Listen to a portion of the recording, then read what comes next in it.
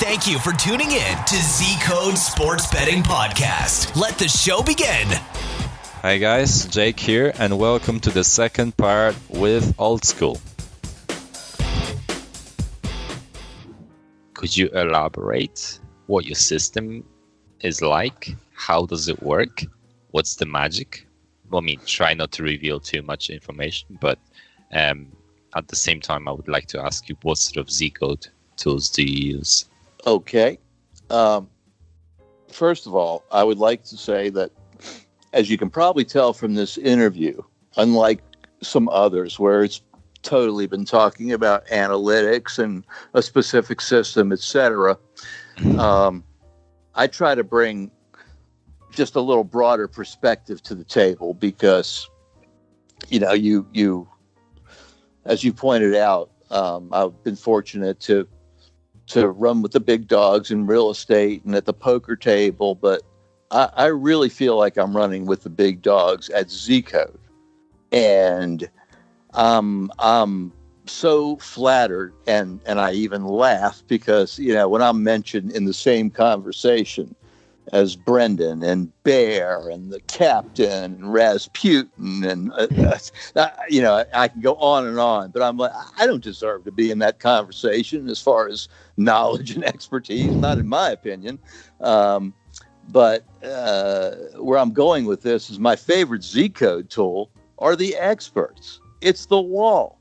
And it took me a long time to figure this out because I felt, you first get on there, it's a little overwhelming. And I said, I want to build a system because, I have all these theories, but, I'm intimidated by all these tools. I don't know how to use them. And I was on Zcode for, forever before I ever even mentioned anything on the wall. And then when I did, I said, okay, well, if I want to interface with the best and the brightest, the smartest, most successful people I know in life, in any field, always try to be with people that are even smarter and more successful than they are so they can learn.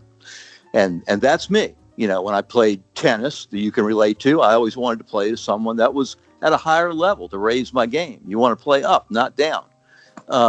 So I said, I have to do something of value to get these guys to interact with me, the Munches and the captains and the Cliffs and the, so what can I do of value? I don't know more than they do. So I just started to, especially during baseball season, try to give my analysis under the games, and a lot of the community, especially a lot of the newer members, they like that. If hopefully they got something out of it they could use for handicapping. If nothing else, they found it entertaining. So, eventually I finally, got the courage up to put a few picks up, and because let's face it, that's what everyone looks for, and, then you have to earn your credibility. And now, I have a nice relationship with everyone. But the baseball is a great example of, in my opinion, of the Zcode community and how it works together. M, who was sort of on the tail end of being with Zcode when I joined, had this progression system. And Cliff improved upon that system. He had it in basketball, and Cliff took it to baseball. And he researched it and came up with his Typhoon system. And then he encouraged Jemiah and Scotty to, maybe put in some filters. Maybe it would even do better. So they started fooling around with that. And I put in my 2 cents worth, but I wasn't really interested in progression betting because I was a flat better. And I was joking with Scotty the other day. He was thanking me for my, all I do for the community. And I said, are you kidding me? If you read my forum, your name's in there more than mine is. I mean, it was Scotty that kept, joking with me and giving me a hard time and telling me, you've got old school, you've got to get into this progression betting. This is right up your alley. So, I worked with those guys, and instead of having this big ego and taking ownership of this is mine and this is yours, they were totally transparent. And, Scotty came up with the initial set of filters that narrowed down Cliff's work, which brought it up into that 92 to 93% profitable strike range.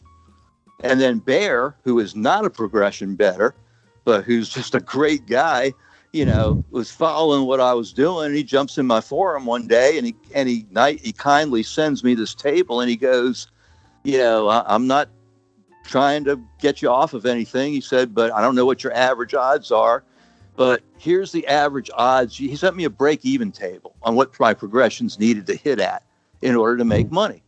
And that really opened my eyes. And I said, okay, Scotty's work is fantastic. It's wonderful. But can I come up with a set of filters where I can hit at approximately the same rate, but get much better odds?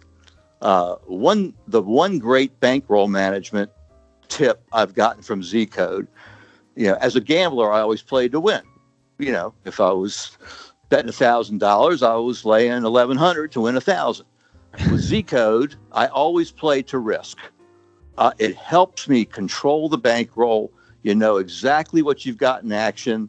And I think it was, I've listened to just about everybody's initial podcast at least 3 times. I think it was Brendan that said when he came here, he used that philosophy because he was willing to leave a little yield on the table in exchange for consistency. And that's what I do. So Scotty plays that to win, and he plays on his grid system, that could be a whole different podcast, the disagreements we have over that, but we won't go there. Anyway, whatever works to each his own, for whatever works. But I played a risk. So the yield meant a lot more to me. If you're playing to win and the odds are minus 146, and you're playing to win the unit, and you're going to win a unit during the progression, well, you win your unit. When you're playing to risk and the odds are 146, your yield is low. And I could tell from the table that Bear sent me, I needed to get those odds more, in the 130 or below range for it to really mean something and still hit at 92 to 93%. So I put in a system of cross-check filters. Scotty had this very simple thing where, if the game total, I think, was 4.5 runs or 4 runs or less, then it was a play. And it was just that simple. I did a cross-check system where, first of all, I did some back testing, and Justin was great. He provided a lot of material on his own, just jumping in. Yeah. Everybody was Justin's great, fantastic. Yeah, he's just, sends me the stuff. And I noticed this pattern that when a game total was 8.5, this 2-3-5 progression we were running hit more often than when it was 8. Now that seems antithetical, and to this day I can't answer why exactly, except maybe on those games the bookmakers put more weight on the bullpens or whatever. But since we're only worried about the front end of the game, not the bullpen, I put in a cross check, and it was a work in progress, still is. But in addition to the full game filter, I also looked at the filter for the first 5 innings. That's what Scotty's filter was. I'm sorry. His filter was for the first 5 innings, 4 runs or less. I did that in concert with the full game filter. Full game filter had to be 8.5. And the half game filter had to be, first I started at 4, but then it could be 4.5. But then I noticed different trends. If it opened at those and it trended downward, in other words, if the line got shaded and it was 4.5 under minus 25, that was a good sign. I like that play. If it trended up, if it was still at 4.5, but it was leaning more toward going to the high side, that was a bad signal. Now, what I ran into, because Scotty set such a high bar for transparency, is people were writing me and they were going, oh, thank you, Oldschool, for this, but we want to know how to fish ourselves. So what's the filter we look up? And I tried to explain, I'm not hiding anything. It's just that not everything is as simple as you just look up one filter and that's your magic answer. So, with the help and encouragement of those guys, I did come up with my filters that hit at about the same rate as Scotty's filters. However, they produced a much better yield. I also experimented with this ABC progression. Excuse me. And, with the amounts being played and, should I change it to an AB and all kinds of experimentation. But the really big epiphany for me came toward the end of the season. At the end of the season, when you're just flat betting baseball, you usually, what we call in the old days, because they used to have a chalkboard, not a computer that put the lines up, we'd redline the games. In other words, if the team was out of the running for a playoff spot, well, you didn't want to put money or a lot of money on that game because you didn't know what their agenda was. Were they building for next year? Was somebody pitching, to get a better contract or for trade bait? Or had they just given up? Were they going to get rid of the whole team and get a new team for next year? So instead of getting rid of a bunch of games, I added a lot to my arsenal. And this is where, again, from Bear, he said, immerse yourself in something. Immerse yourself in something that you really know and love and learn about it. Baseball's always been my favorite sport. I can tell you right now who the starting lineup was for the 1961 Yankees, because I remember sitting on the couch and watching it with my father and my brother when I was 10 years old, So I understand that game better than other games. I understand the strategies of the game. And I always call it the chess of sports. People that don't understand it think it's slow moving.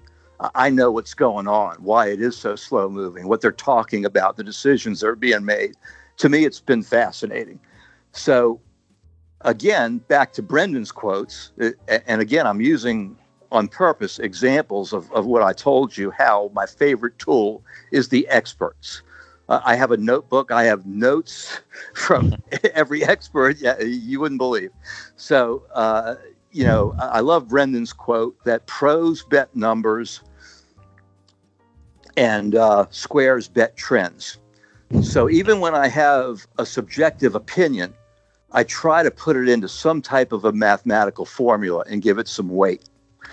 And what I discovered at the end of the season was, okay, you would hear of guys you never heard of because they were in AAA ball and they were going to come up and try them out because the team had nothing to lose anyway. And I'd look at the advanced metrics of these guys. I would see, number one, had they been up to the big show before? Was it going to be too big a stage for them? Number two, could they throw the ball 95 miles an hour? Number three, what was their whip, their walk to hits per inning pitch ratio? That had to be low. And finally, what was their first pitch strike ratio? Because these guys are a hair away from being in the big leagues. They were signed to a big league team. They're looking, they've got a contract. I mean, they're officially a Baltimore Oriole or a St. Louis Cardinal or whatever, and they want to make it there. So I'm thinking, if a guy can throw a ball across the plate and throw strikes 95 miles an hour, he's probably good for one clean inning. And with that guy pitching, since no one's heard of Oldschools coming up and he's taking the mound today, the odds were obviously very favorable in this type of progression thing we were doing. So I really cashed in, throwing in that subjective analysis toward the end. And unfortunately, as I tried to explain the community and again, Bear's on this page and Cliff and everybody that trades live, because so many decisions were made live, it was hard to share a lot of those plays because it wasn't a set it and forget it type of play. In other words, if I saw that the batting order had come all the way around, the top of the order was coming back up in the second inning, or the third inning rather, because I got great odds on my A bet, I would just kiss it off. Sometimes that's the cost of due diligence. It's the cost of doing business. It's better just to leave the trade. On the other hand, if it's a National League game and the way the lineup's set up, you lose your A bet at low odds, but both pitchers are going to come up in the third inning. Well, with rare exception, the pitcher's basically a free out. So now you have a third less outs you need to obtain to get your win. So on that, I would use, instead of 2 times the A bet, I might go to 2.5 or 3 times. In other words, I'd front load it because very few of these ever came to the C bet. So I would use the C bet as something to either recoup the losses or even just a portion of the losses. I'd rather front load the A and B bets because everyone says, oh, great, what a great day you had. 8 A bets hit. And I'm thinking, yeah, but the way you have to break up your units, I'm not winning that much money. So I'd rather take that unit, put the majority of the risk on the A and the B bets, the one that hit the most. And if they don't, then I'm willing to take the small loss and recoup a little on the C bet. But yeah, that's what made sense to me. And I haven't run the numbers like Justin would, but I think, analytically, just like we talked about reverse engineering the way I played cards, if you reverse engineer it, I've got to think from looking at the bankroll that it was the right way to approach it. Okay, so you've obviously talked a lot about Scotty and Captain Sports, and you've talked about Brandon as well. All of these experts have had a lot of effect on your life, effect on your betting lifestyle, I suppose we can call that. But you have actually written an article about what an expert really is. And this is a thing that we can talk about a lot, or we've been talking about a lot on the Zcode wall over the past few weeks, because people tend to skip steps, and I wish you could elaborate a little bit more on what it takes to become an expert, and just give us an example of what defines someone to be an expert. Jake, I'm so glad that you did ask that question. Before I start, all the experts you mentioned, of course, we can't mention them all, but I want to make sure we include Bear, because if there's anybody on Zcode that's been what you would call almost a personal mentor to me, it's Bear. And I know he's like that to everyone. There's nothing special about me, but I just have to express my appreciation. He's just been terrific. I don't disagree with you on that. The reason I wrote that article, my first forum was Talking Baseball, because that was specifically about a system. And then people started, saying, gee, thanks for your contributions to the wall. And it was general commentary. It wasn't necessarily how to win a game or whatever. So I asked the community, would you like me to just write a forum that's interactive, where we all could participate and just talk about stuff? And that's where I opened my Edges, Angles, and Value forum and talked about some of the things we've talked about.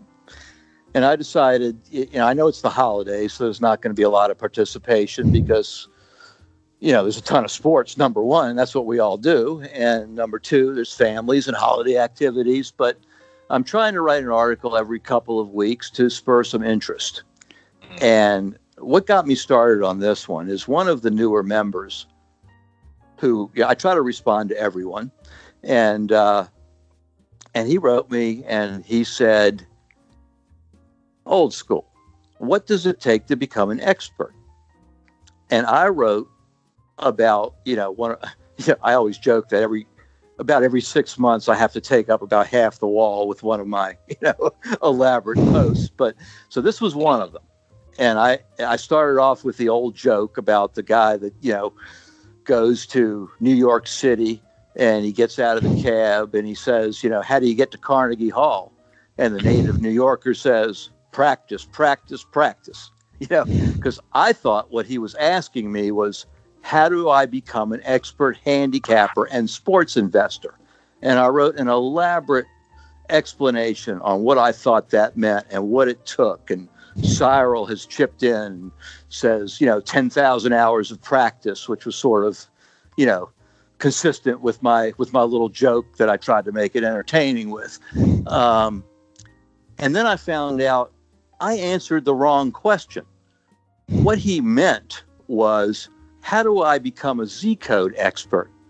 because apparently he just wanted to be ranked and get the recognition on the wall. And I can understand that. But as soon as he got on the wall, his next question to me was, how do I get a karma button? So then I kind of knew what the agenda was. And this is one of the things that I addressed in my article. You know, what is an expert? Well, I want to know what that meant to everyone else.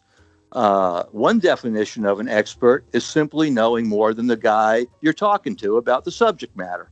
That makes you the expert, right? Another definition of an expert is the algorithm that meets the Zcode criteria.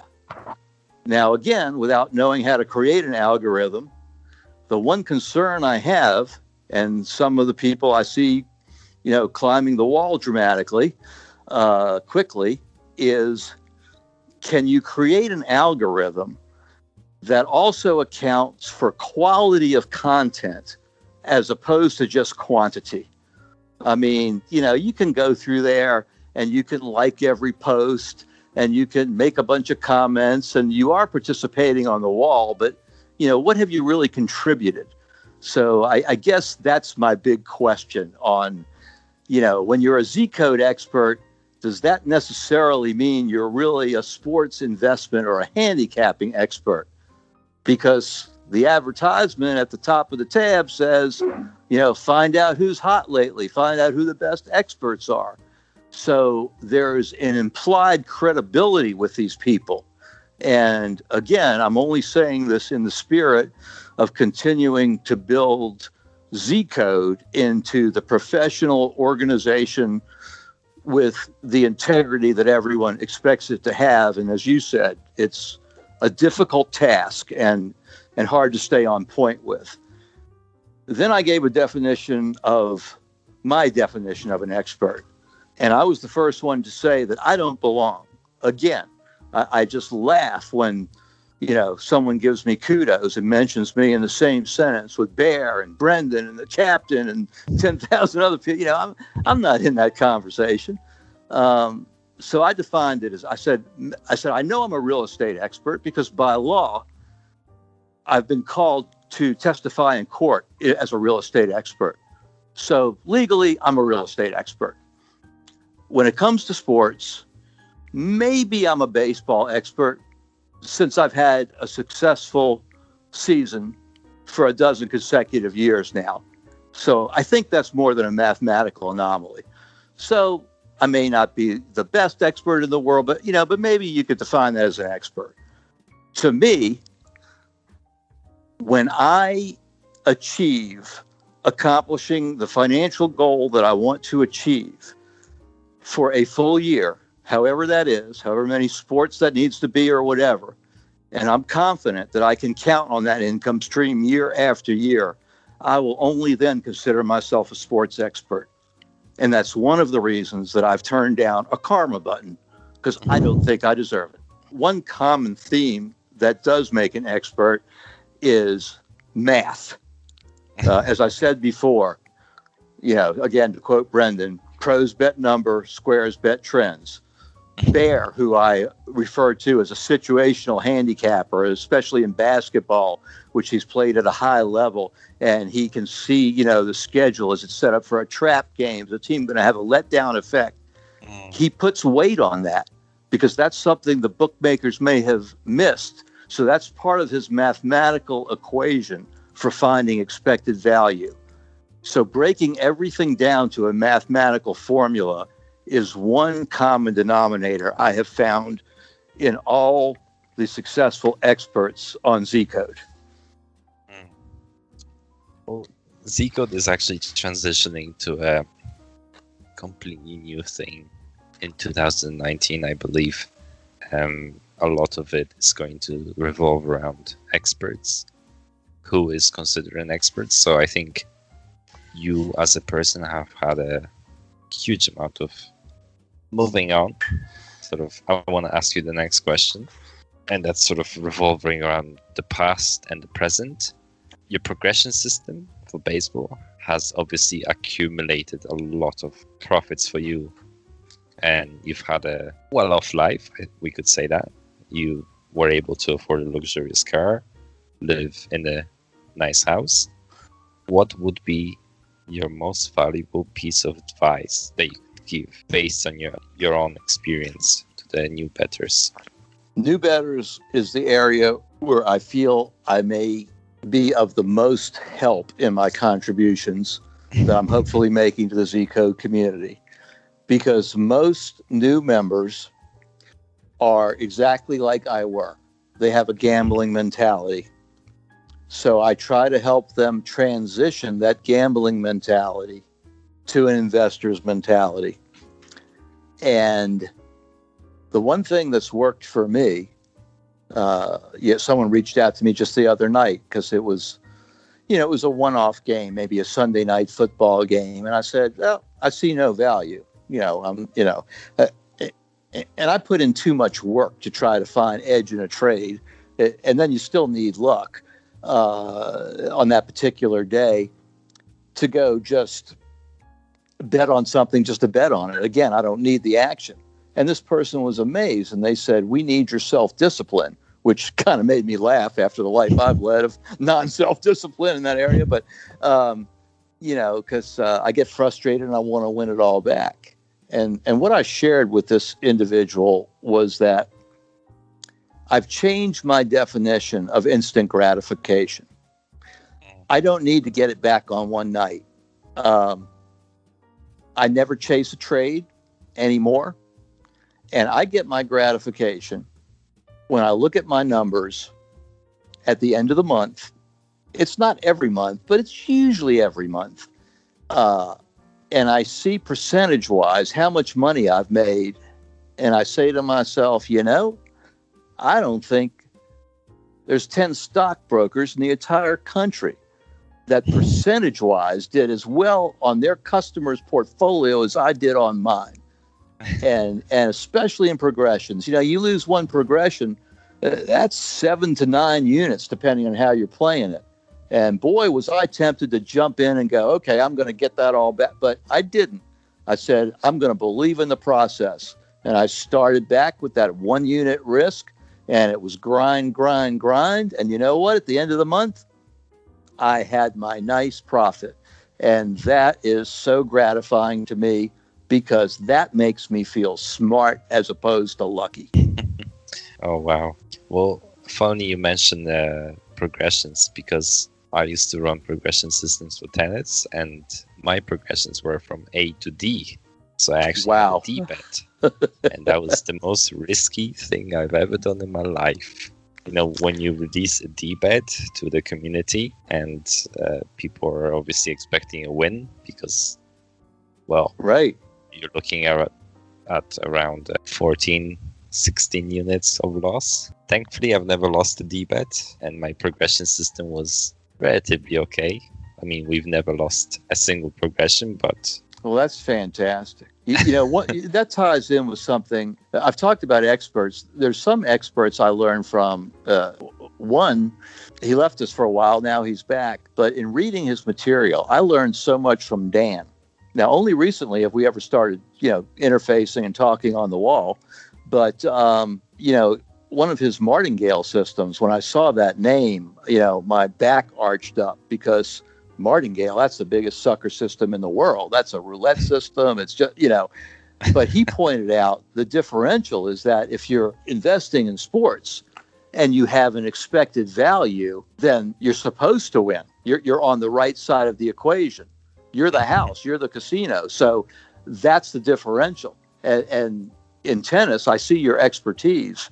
And it's fantastic. Your D-bets have won. And that's because you've handicapped them. It's the old proposition of you're going to get great odds that if you flip a legitimate coin 100 times in a row, it's not going to come up heads 100 times in a row. However, if it happens to come up heads 99 times in a row, the odds are still only 50-50 on that 100th throw. So it gets very scary. The difference, though, is that you've put research in and that if I run an A, B, C, D progression, that progression, whether it's the A, the B, the C, or the D, is going to hit at, I'm guessing, an extremely high rate. Exactly. And in your case, 100% when it comes to the D-bet. So I can appreciate that. You're also dealing with the human factor. I've always heard that, I'm not suggesting anything here, but the easiest thing to fix is a boxing match because it's two individuals involved. Exactly. I'm guessing in a tennis match, if you're 102 on the tour and someone offers you enough money, maybe you're going to twist your ankle, or those are things that there's no way you can plug into your handicapping formula. So I mean, it's very scary to me. Human nature, I suppose. Yeah, I understand. I know what you're saying. Moving away from tennis, next point, which is very important, and that's obviously your second half. You've given a lot of credit to your girlfriend, who has, we could say, revolutionized your career. As you said before, there's a successful man, and there's a woman behind every successful man. So could you tell the listeners how much impact did she have on your betting career? In this stage of it, where I'm becoming serious and changing to an investor, counting on that income, she's been integral. I had a long marriage and seems like an even longer divorce. But this young lady is a school teacher. She's born and raised in Las Vegas. She teaches math. I joined Zcode and I just read a lot. And, when I first started investing, I said, okay, well, I'll, for me, paper trading for me is betting, $50 a unit because I have to have something going. I just, I can't just track it, so I put aside whatever amount of money and I said, oh, well, I'll start trying to do this at $50 a unit, and the more you start to find out some things, and then you realize how much you don't know. And there were times when I would get discouraged. She, on her small school teacher salary, a few years ago, sent away for a refurbished laptop. And that was my holiday present. And she said, this is for you and Zcode and your investing career. You can do this. I teach math. I live in Las Vegas. I've lived here all my life. I was born here. I've seen everybody with every scheme come through town that's going to beat the house at whatever game and whatever system. And they're going to beat the sports book at whatever game, whatever system. And they've all gone broke. With your background and your brains, again, probably giving me more credit than I deserve, she said, you can do this. So not only did she start in that direction when I would get discouraged, and she would say, you don't need to trade anything, but you need to go up on that wall. You need to read it every day. You used to be addicted to it. You just need to stay involved. And she kept her foot in my rear end about this. And, whenever I say anything like, wow, look at what this person said, and oh, I shouldn't be in the conversation, she goes, why is it that everyone thinks you're good at this except you? She's, incredibly encouraging. And because of her specific credentials, having grown up in a town where everybody has tried every angle to take money out of it, and also understanding probabilities and odds, that's a great person to tell you that you could be successful at something that's math involved and gambling involved. I just want to move on to our last question, which is actually something that I feel like asking myself, and I'm just very curious what you think about it. It's basically, how everybody thinks.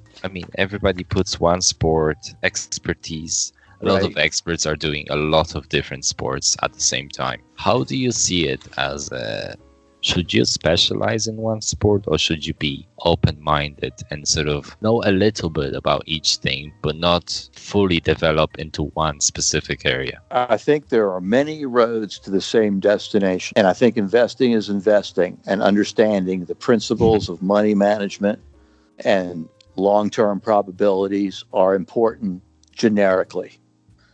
I also think there's a lot of merit to Bear saying, immerse yourself in something, even though I see him branching out in the different areas. Now, as far as the approach, you've given me a great opportunity to use an example. And I don't feel like I'm saying anything inappropriate since it's on the wall. Munch, who is recently retired and who knows the Zcode tools backwards and forwards, has come up with multiple systems to create a certain amount of money that he wants to average every day in order for him to, with his other assets, enjoy the freedom of the lifestyle he wants. It just so happens his magic number is the same as mine. However, my preferred method, maybe because I don't have the technological savvy of a Munch who goes to sports that I've never heard of and creates all these systems and everything else. And I'm lazy. I don't want to devote that much time to it, frankly. I'm more of the Dan's old win a day keeps the bailiff away approach. I'd rather take much more aggressive positions on more selective trades, only have a couple of trades a day, and hit my goal that way. And I think both methods are valid and very doable. Entirely. I mean, I'm very curious about how Munch does it, because personally, I don't know how he's capable to research so many different sports at the same time. It must require a lot of time. He's got to be the busiest retired guy I know. He must be working harder now than when he had a job. I mean, I agree with you 1,000%, Jake. Somebody on the wall the other day said to me, "What we were talking about this," and I said, last Thursday I spent 2 hours, and you know what happened after 2 hours? I eliminated the 4 games I was looking at and had to start all over. I'm a very slow worker. All the sports are still there, and that's why I'm so happy about that. Zcode has so many different angles, and it covers all of them. There's so much work that's being put into this model, and it's actually kind of underappreciated, to be honest. People don't see it, but having a model which has at least 11 years of data, it's not easy to come by, personally. That's what I it's not. And you guys have done an amazing job. You put your money where your mouth is. You rolled it out right in front of everybody. It could have been a big bust, if the math was incorrect, if the algorithms were incorrect. But instead, you show a documented portfolio. And the other advantage a guy like me gets from that, if I never trade those sports, is the community. It's really cool that a guy in France, Xavier, who's a table tennis expert, before I go to bed at night or when I wake up in the morning, sends me a thank you because I've made him money overnight. Or Vincent, who lives in Israel and is a fantastic live soccer trader. It's just really fun to be a part of that. I mean, and to make friends all over the world that are experts in these different areas. It's so cool. It really energizes me, Jake. Yeah, there's a lot of experts in the Zcode community which cover different areas, and we all help each other out in some sort of way, whether it's motivational or advice. Absolutely. Everybody is there for each other, which is what makes the community so great. And on that bombshell, it's time for us to end the show. I'd like to thank Oldschool for taking part in our Zcode podcast series, and stay tuned for more episodes coming your way soon. Thank you for listening to our Zcode Sports Betting Podcast, where insider systems, secrets, and tools are revealed to help you win on sports betting. If you have a comment or question, make sure to visit us at www.zcodesystem.com. Download our free sports prediction tools and join our VIP club to follow winning systems from people who make a living betting sports professionally. And don't forget to subscribe on iTunes. See you next time.